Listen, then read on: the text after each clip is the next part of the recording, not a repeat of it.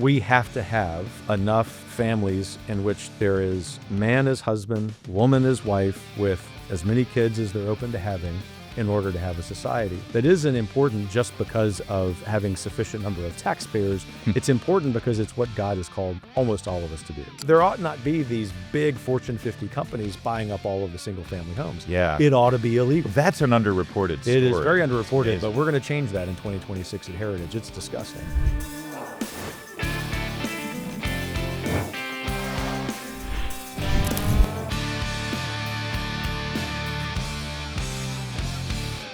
Welcome back to The Kevin Roberts Show. I'm Larry O'Connor. Now, last week in our episode, we talked about Heritage's new Four Cornerstone Initiative, focusing on the most important building blocks to refound America, celebrating our 250th anniversary.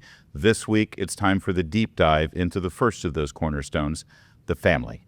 That's right. Family first. You hear it all the time that the building block of a civilization is the family, and it's most apparent when the family starts to break down. That's why we're going to talk about all of the policy ideas in Heritage's landmark family policy paper. And we've got Kevin Roberts to help us break it down. Mr. Roberts, always good to see you. Thanks for having me back. So why do conservatives need a family policy? Because the family has become broken. And that's happened for a lot of reasons. I think social, cultural, perhaps religious, certainly economic. And then I think government along the way, especially starting in the 1960s at the federal level, aggravated those trends, probably accelerated those trends. And so as we're sitting here in the middle part of the 2020s, one quarter of the way into the 21st century, we realize all of the policy successes that the political right has had recently, especially because of Trump, but also some great state governors, all of those are almost inconsequential if we don't figure out as conservatives the right policy for the family. Now, that doesn't mean that government can pick up a magic wand and wave it and the marriage rates suddenly are increasing and birth rates are increasing, but it also doesn't mean that there isn't a role for government to play, even if it is just to completely get out of it. We've got some ideas in this paper that's come out. Yeah, let's talk about the get out of it part, because see, as my instinct, my reflex as a conservative, when I hear anyone in Washington, D.C. talk about a family policy, my instinct is stay out of my family. Sure. You have no business in my family. Leave me alone. Culturally, economically, that's my business. And that's fair. In fact, that's my inclination too. It's the inclination of everyone here at Heritage. And so a couple of steps. The first is then we say, well, how are we going to reverse the decline in the marriage rate and the decline in the birth rate as a society so that we can, and not to be dramatic here, so that we can even have a society? How can we do that in a way that allows the United States to be an economic powerhouse and not rely on immigrant labor? How can we do that in a way that actually allows a sufficient number of men and women who want to serve in the military to do so? These are just a couple of examples. And then we said, well, let's move into the second step. Let's research what the government has done to actually harm family formation. I mean, there's a dozen disincentives in federal policy, and there have been for 45 or 50 years against family formation. And it isn't that we're making the claim that that's the entire reason for this. People make individual choices. This is still largely a free society. We want it to be that way. But by virtue of opening that question, and keep in mind what we do at Heritage is we ask questions, sometimes come up with answers, we took a third step, and it's this. And we asked the question, what if there's something government can do to incentivize an increase in marriage rates, maybe in birth rates? There have been a handful of other countries that have done this around the world with mixed success, assuredly, but it's not wholly negative. I mean, it is mixed in a couple of cases. And so what we're saying is, if you then, moving on to the fourth step, which is the cost-benefit analysis, if you look at the cost of just staying on this trajectory, because of the first inclination that you and I have, which is just stay out of my business, let me do what I'm going to do. Right. As a society, we've answered that question and said, we don't even have a replacement birth rate.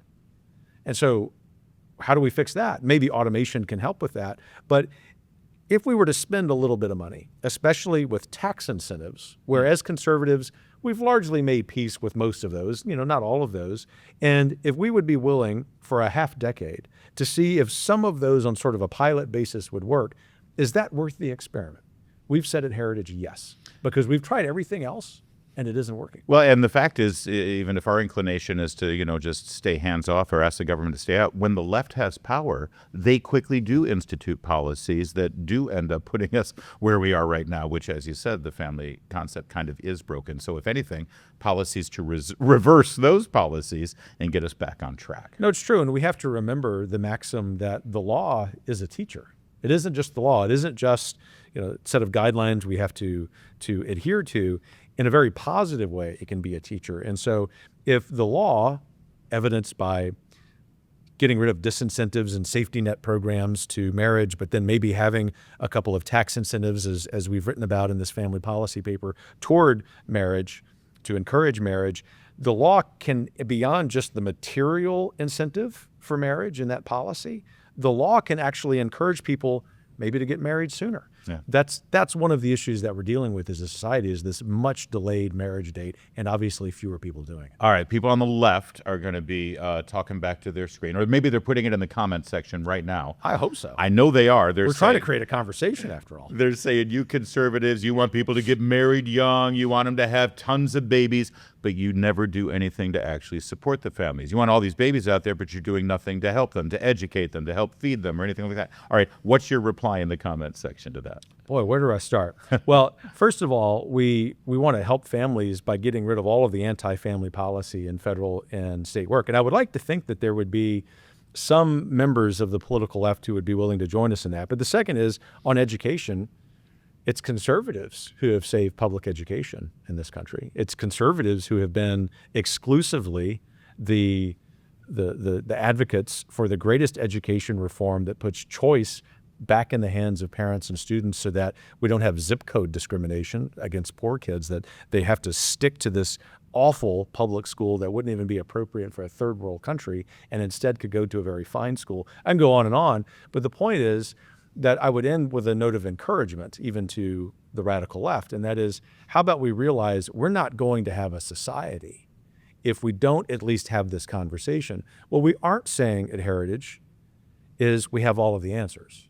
And so if there are some solutions from other people on the right or in the center or even on the political left about how we arrest this decline in family formation, then let's have that conversation. The problem is some people on the left, not all of them, don't even want to have that conversation because they can easily see immigration, whether legal or illegal, being the answer. And we know that's a real problem for the future of American society. All right, let's give our libertarian critics a moment. Fair. Especially fair on this issue. What if they're hearing this and they're saying, okay, sounds to me like you're proposing some sort of Western European welfare system dressed up in conservative language. Tax incentives, subsidies for families, how is that any different than a welfare state? Look, it's a fair question, and it's one that over the 3 years that we spent working on this first family policy paper, we wanted to deal with, and we wanted to steel man that argument, because that's our inclination too. I mean, Yeah.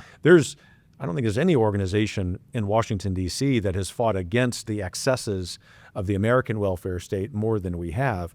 But unlike our best-intentioned libertarian friends who would get rid of it entirely, and actually don't begrudge them that, there's a valid argument to be made there, we as a conservative institution for 50 years have talked about how you reform safety net programs so that it can benefit the people who really need it. If they're permanently disabled, then it's a permanent program. I don't think anyone has a problem with that. Probably not even libertarians. I didn't even mean that as a joke. But maybe someone is temporarily unemployed or they're temporarily have an issue. Even as conservatives, we would say on a temporary basis, if they're looking for work, let it be a real safety net program so they can get back on their feet. We're saying if you're doing that and you actually want to sustain the ability of the government to fund itself and not rely on immigrant labor or really high taxation rates for a smaller population, why not experiment with some incentives to good behavior? We are admittedly more comfortable with that than our libertarian friends would be.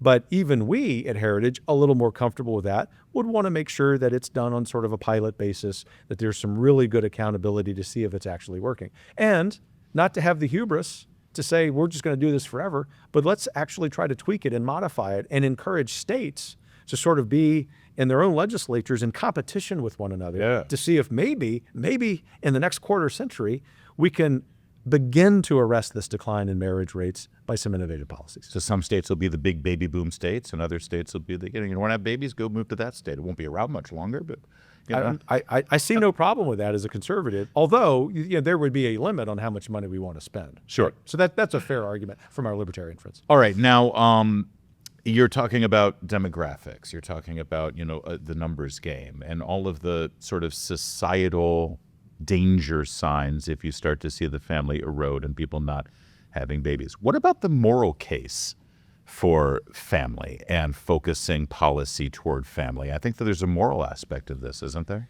That's the most important, and moral in the pluralistic American sense, which is basically the Judeo-Christian tradition that emphasizes natural law. We have to have enough families in which there is man as husband, woman as wife, with as many kids as they're open to having, in order to have a society. That isn't important just because of having sufficient number of taxpayers. It's important because it's what God has called almost all of us to do, to actually live in harmony, for the most part, with someone else. And all of Western civilization and most other civilizations is based on this. It's particularly relevant now because we've seen the deterioration of other institutions beyond the family that are sort of our moral protectors. The church writ large, whatever church comes into your mind when I say the word church, it's been imperfect in being an advocate for this, maybe because the government has intruded, the government itself, the military, schools. If you want to fix the family and you want to make the moral case for the family, it's actually the beginning of making the moral case for the very existence of civilization, of civil society. So our point at Heritage is, let's be philosophically consistent and start with the family to begin with. So let's take that thread on the moral aspect and the Judeo-Christian focus on family, and let's go back in history for a moment. When America was founded by Christians who were looking for a safe harbor for the most part at the beginning, and they brought that Protestant work ethic with them. And in America, suddenly they got injected with steroids in a way. The work ethic became so important here in America. The primary focus was still to raise your family, but you worked so you could support your family. Something changed. Something happened where now you don't even work anymore. You have a career, and that career has become your identity, and it's sort of flipped right now. Do you know what I mean? Do you know what I'm saying? Completely. Is that, first of all, historically, how did that happen, or when did it happen? Is it a problem? And is that part of the sort of focus that needs to be re-engineered so that work is not first, family is first, work is there so that you can have a family? You know what I mean? Oh, I completely track with you. And back in my graduate school days, before I locked into what I ended up focusing on, which was the history of slavery, but really the history of slave families, I did a lot of study of demography and family formation from early America all the way through the modern. And what motivated me to do that, inspired me really, was the Moynihan Report. Daniel Patrick Moynihan, brilliant, serving the LBJ administration, wrote a report on the black family. We're now at Heritage sort of revitalizing that. My colleague Delano Squires, I think, is the leading scholar on this. I wonder how Senator Moynihan would feel about Heritage I think about revitalizing his report. I mentioned to, unfortunately now late friend, Dr. Ed Fulner, I said, man, if Moynihan were around, I'd love to have him at Heritage. And his response a couple of years ago was, I think he'd love to be at Heritage too. Wow. We probably wouldn't agree on everything, but what I loved about Moynihan, just to complete that side note. I know. Before Sorry, I sidetracked you, but you know I think how it's fascinating. Our audience probably has figured that out too. He was intellectually honest, and that was sort of the thrust of the report. But all of that to say, there are probably 8 or 9 or 10 really big factors that converged, especially after World War II, to create the situation you described. Some of those factors are good, like being able to be geographically mobile, whether you're a man or a woman, married or not. These are things we celebrate as a free society. But the one thing that really aggravated all of them, even if they were good factors, that made them challenging and created the situation where economic materialism came before the dignity of work and therefore family, was the emphasis on material well-being. And sometimes critics, both on the left and the right of this, I think about Neil Postman in the 1980s very famously, talking about amusing ourselves to death. They make you think as if there's something wrong with the free market or wanting to make a lot of money. That's not the claim that we're making at Heritage. It's just to say keep all of the possible goods in life in the proper order, And so it's perfectly fine to want to go make a lot of money. It's perfectly fine if you as a couple want to have 2 full-time incomes. The reality is a plurality, if not a small majority of working women would like to work fewer hours to do what? To spend time on family. Spend time with the family. And obviously, Heritage, we believe fully in their choice to do so. The purpose of talking about the policy isn't to tell them what to do, but that if they want to make that choice, to be able to provide a small incentive in federal policy to do what?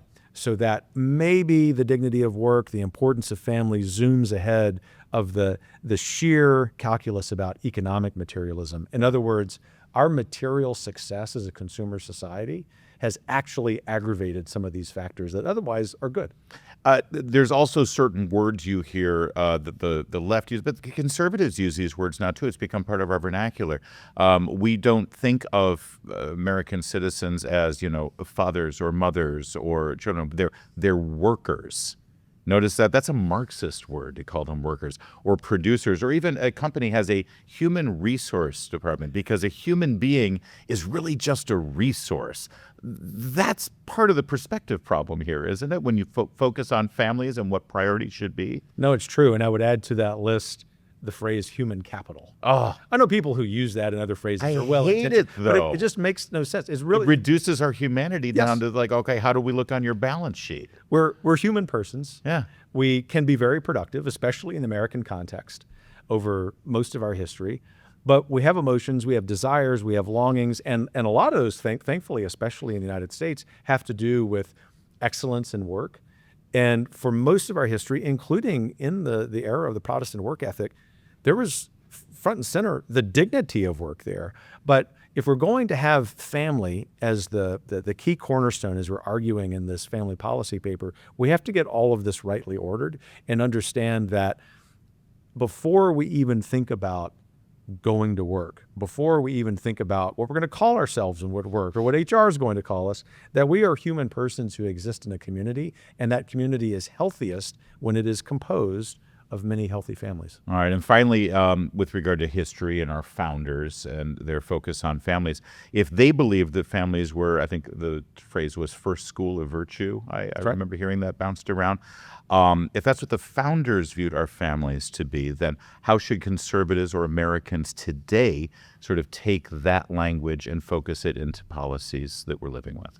We should maybe even use that phrase, although I guess it's slightly outdated. But in a recent book that I wrote, I reprised Ronald Reagan's exhortation that he came back to often as president of the United States, and that was to spend time around the family dinner table. And so you ask often in our conversations, Larry, about things I'm gleaning from the trips I make around the country. Yeah. And the most common advice that I give people, other than keep the faith, be encouraged, treat each other well and civilly, is spend time with family and or friends if you're not yet married and don't yet have a nuclear family of your own that you've started around the dinner table.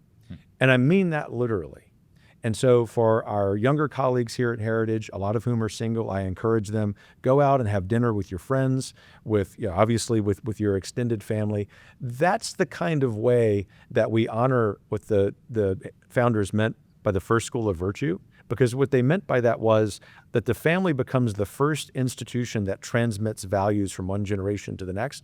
I don't know about you, but when I was growing up, I think vividly, very fondly about family dinner, especially around my grandparents' table, very serenely, I was very natural.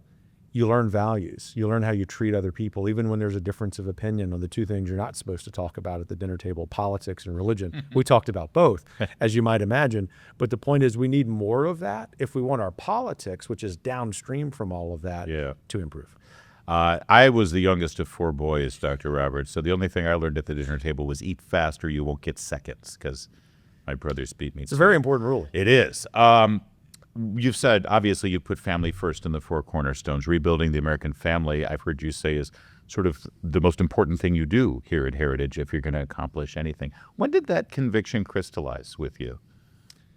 I guess about 10 years ago, when I made the move in terms of career transition from higher ed to public policy. And I mean, I will fight for lower taxes and smaller government and right-sized foreign policy and military forever.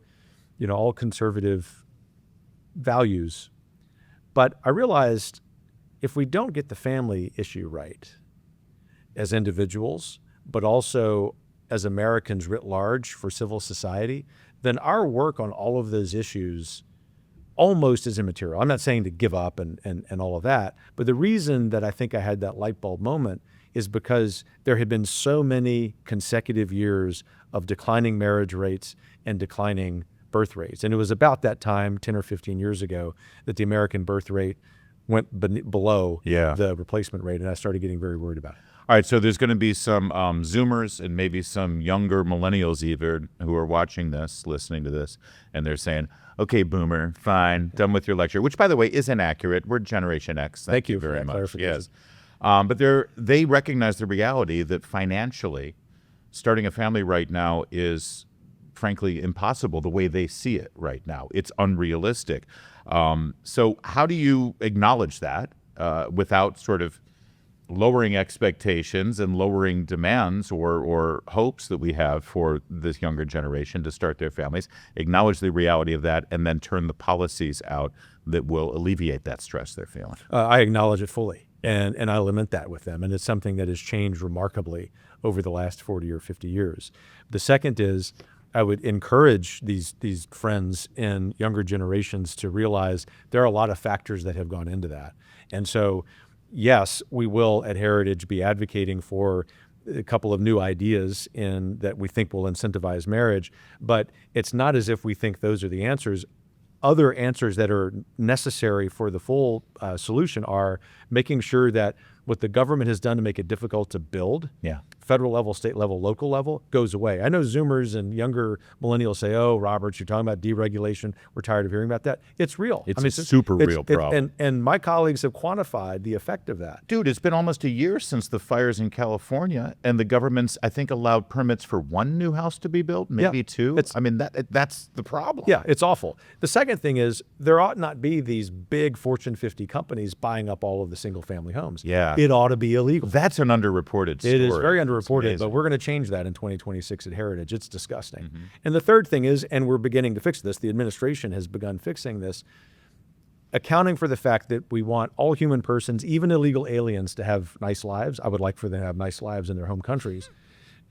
Respectfully, there has been an overwhelming demand on a shrinking supply of homes. Yeah. Why is there a shrinking supply? Because of the aforementioned problems. We have to address all of those problems as they relate to housing, while also attacking the other big cost drivers for Zoomers and young millennials, the cost of higher education, the cost of healthcare, and once they get married, and if they have one child, the cost of childcare, which I hear from my colleagues and younger friends on Capitol Hill is astronomical. Yeah, and I've heard Vice President Vance address the immigration issue with housing, and it's, again, another underreported story that people don't put those pieces together. All right, so we've talked about the history, we've talked about the priorities, we've talked about how we got here and what the problems are. Let's talk about the actual policy that's going to be in this Heritage Family Policy paper that I think is coming out the week this episode is coming out. So let's break it down. What are some of the key policies in this paper that you're most excited about? There are a number of things we talk about. There are a few policies we say we will continue to do some research on and probably write about down the road, but there are two. The first is we delineate all of the disincentives in federal law and federal policy toward marriage.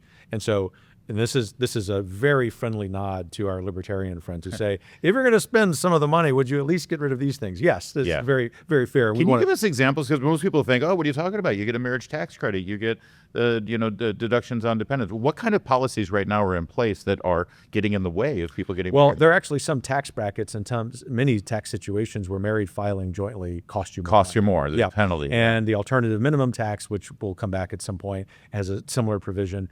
The ones, and those are very real, and my budget policy colleagues really rightly get fixated on them. I've spent a lot more time as a domestic policy person looking at the effect of safety net policies and was doing a lot of that work in Texas. There are at least a half dozen disincentives to marriage in the broader safety net programs of Medicaid and of food stamps. And so some of those actually could probably be addressed by executive order, but those are ones where there would have to be a corresponding state law to eliminate it. But basically, it costs you money if you report yourself as a single parent. In most cases, the report is as a single mom, as opposed to being married. And so just eliminate that. Yeah. And if you pair that with what's colloquially called a welfare to work program, which is a great success by Democrats and Republicans in the 1990s, you start getting at what we'll talk about in a subsequent episode about another cornerstone, the dignity of work. So those are some examples of the disincentives, and there are similar disincentives in state laws. Mm-hmm.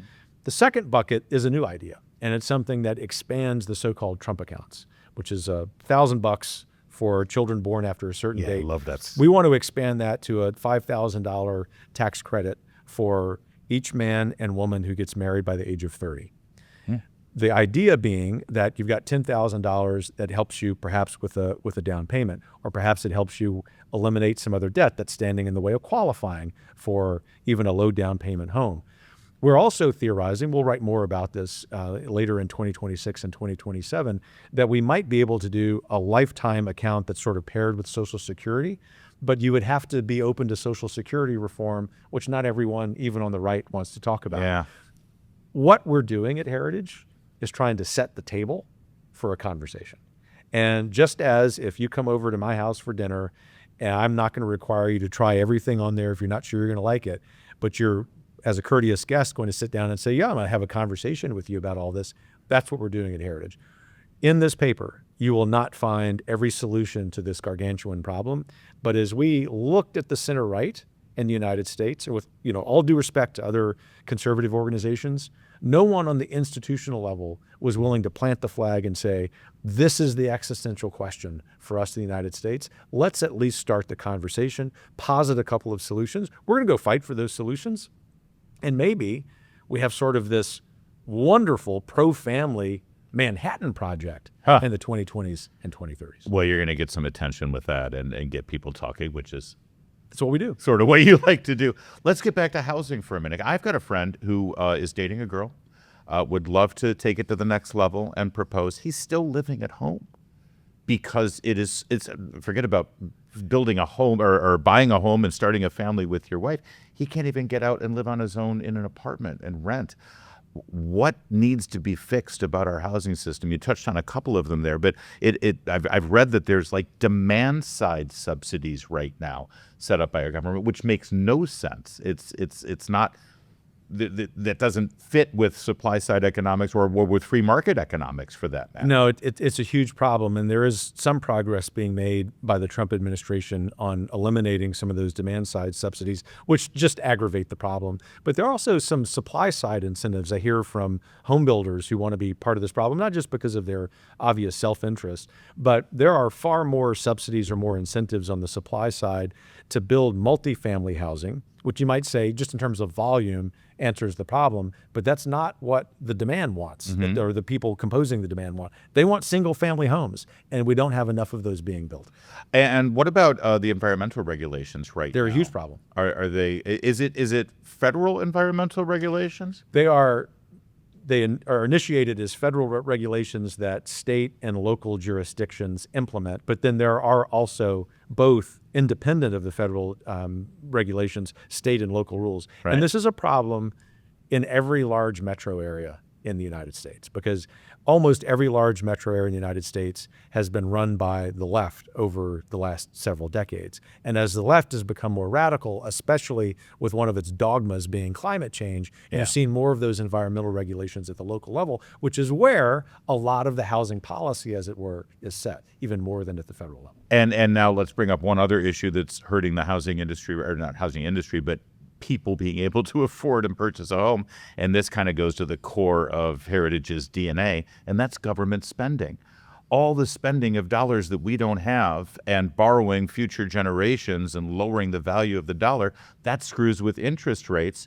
And that right there makes it impossible for people to get their first mortgage. No, that's right. And if the government merely over the next 10 years were to have a balanced budget, if Congress for the first time in many years would just pass a budget, you actually would see very likely improvements in the housing market. You might even see, just from that downstream, a slight uptick in birth and marriage rates. We want to incentivize that a little bit further.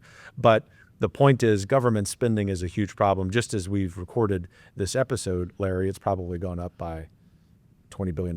Gosh. So fundamentally, can a nation, while it's celebrating its 250th birthday, even imagine another 250, let alone maybe another 50 years, if they don't fix what's broken with the family right now? I mean, it really can deteriorate that quickly, can't it? It can. We're seeing it in Western Europe now. No, exactly, and that's the lesson from the welfare states, is actually because the welfare states in Europe disincentivized marriage, it, I think, accelerated the similar trends there. We're just half a generation behind them there.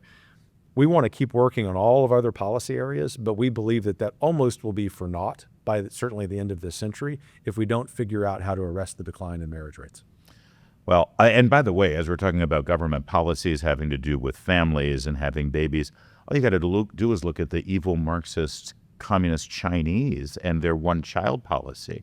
I mean, that's the epitome of evil, what happened to them. And they are, may I say, screwed right now as they look at their future, right? It seems as if it's an irreversible decline. Right, yeah. And it's certainly irreversible for the next two generations, maybe generation and a half.